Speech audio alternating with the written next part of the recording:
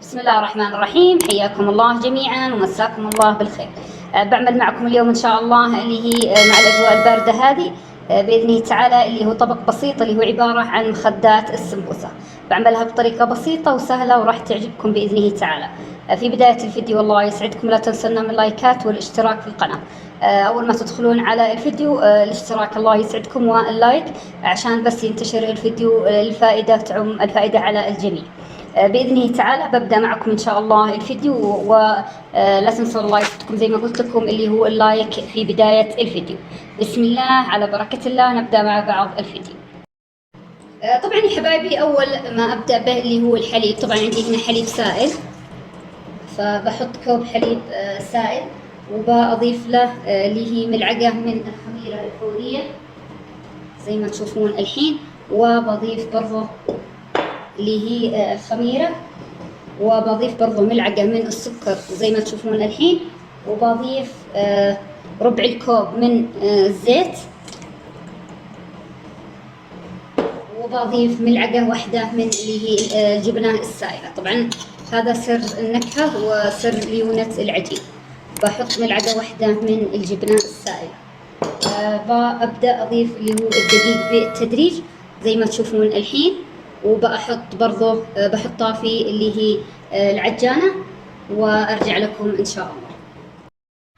الحين زي ما تشوفون يا حبايبي وصلنا للقوام هذا اللي زي ما تشوفون هذا هو قوام العجين اللي انا احتاجه. طبعا بغطي عليها واخليها تقريبا نص ساعة عشان تختمر بس، وارجع معكم اعمل معكم ان شاء الله الحشو.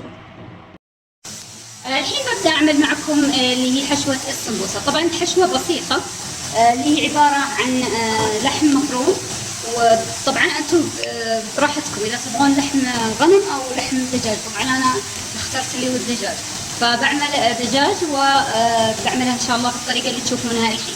طبعا عندي هنا بصل قطعته صغير، بحط عليه شويه من اللي هو زيت الزيتون، وبخليه حتى يذبل البصل او يتغير لونه شويه اللون الاصفر، وابدا اضيف له اللي هو اللحم. طبعا بالنسبه للحشوه هي حشوه عاديه، حشوه السمبوسه العاديه. اذا تبغون تحطون اي حشوه ثانيه سواء حشوه خضار او سبانخ او اي شيء عادي سووها بنفس الطريقه، يعني استبدلوا اللي هو اللحم بالخضار. بخلي حتى يعني يتغير لون البصل وارجع لكم. الحين وصلنا للمرحله هذه زي ما تشوفون اللي هو البصل تغير لونه، فابدا اضيف له اللي هو الدجاج.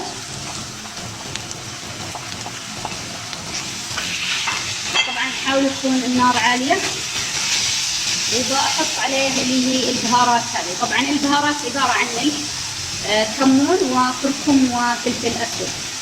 طبعا ما هي متوفره عندي صراحه اللي هي بهارات حشوه السمبوسه، فشبكتها وأضفت يعني اللي عندي اللي هي الكركم والكمون والملح والفلفل الأسود. طبعا أنا بحركها زي ما تشوفون الحين حتى تتسبك اللي هو اللحم مع البصل. طبعا هي ما راح تاخذ وقت، فأبدأ أحركها زي ما تشوفون الحين مع البصل والبهارات وأرجع. الحين زي ما تشوفون بعد ما استوى اللي هو الدجاج ببدأ أضيف له اللي هو الخضار بالطريقة هذه.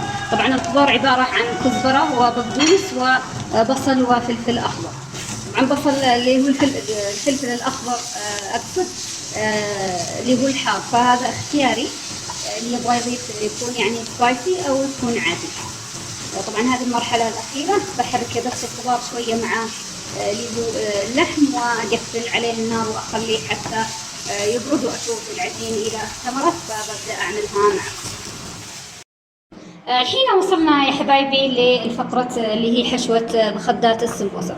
طبعا عندي هنا القطاعة زي ما تشوفون هي الحجم الوسط، فبستخدمها ان شاء الله. عندي هنا الحشوة زي ما تشوفون خلاص صارت جاهزة. بستخدم برضه تيفال عندي او معدن او اي طاوة تبغونها تدخل يعني تكون جاهزة تدخل اللي هو الفرن. طبعا ببدأ زي ما تشوفون هنا اللي هي العجين زي ما تشوفون الحين خلاص اختمرت. ببدأ أشكلها معكم. شوفوا كيف شكلها ما شاء الله مطاطية وجميلة. بسم الله على بركة الله نبدأ. الحين زي ما تشوفون يا حبايبي باخذ قطعة من اللي هي العجين وببدأ أشكلها بالطريقة هذه.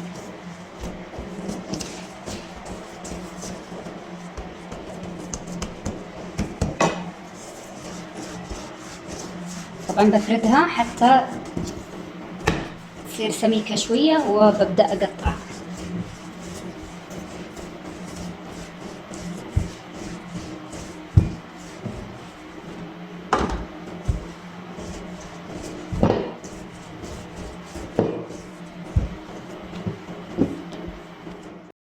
الحين بعد ما فردتها زي ما تشوفون هذا هو السمك اللي أنا أحتاجه.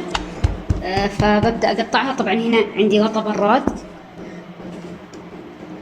بقطع العجينة بالطريقة هذه.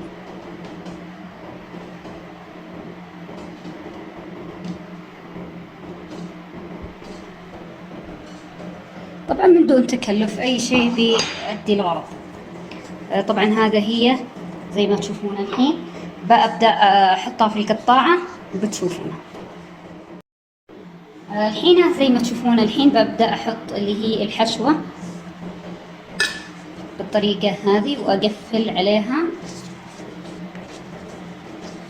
يعني ما شاء الله أصلا العجينة مرة جميلة. شوفوا هذا هو شكلها. طبعا أنا بحطها في اللي هو التيفال اللي عندي أو بالشكل هذا، وببدأ أعمل غيرها بنفس الطريقة زي ما قلت لكم، بس قطعوا احشوا حطوه في الطاولة.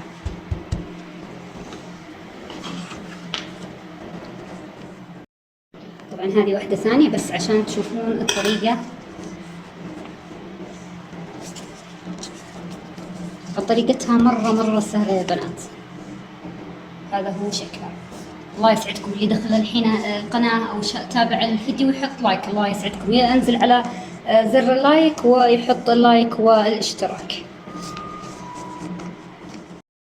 الحين زي ما تشوفون يا حبايبي بعد ما انتهيت من اللي هي مخدات السمبوسة، زي ما تشوفون هذا هو شكلها النهائي. طبعا انا حميت الفرن الحين، بغطي عليها بس 5 دقائق وابدا ادخلها ان شاء الله الفرن. طبعا بالنسبه للدهن انا بدهنها اللي هو حليب، شويه من الحليب وصفار البيض. الحين زي ما تشوفون انا شغلت على اللي هو الفرن. طبعا على لازم يكون الفرن مره حامي وما تاخذ وقت طويل في اللي هو التحمير.